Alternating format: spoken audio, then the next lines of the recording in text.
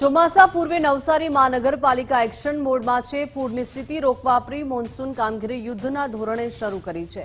કેન્દ્રીય જળ મંત્રી સી.આર. પાટીલે કામગીરીનું નિરીક્ષણ કર્યું। અધિકારીઓને સ્પોટ પર જ જરૂરી આદેશો આપ્યા છે। શહેરમાં 48 કિલોમીટર લાંબી કાંસની સાફ સફાઈ તેજ થઈ છે। નીચાણવાળા વિસ્તારોમાં સમસ્યા નિવારવા તંત્ર સજ્જ બન્યું છે।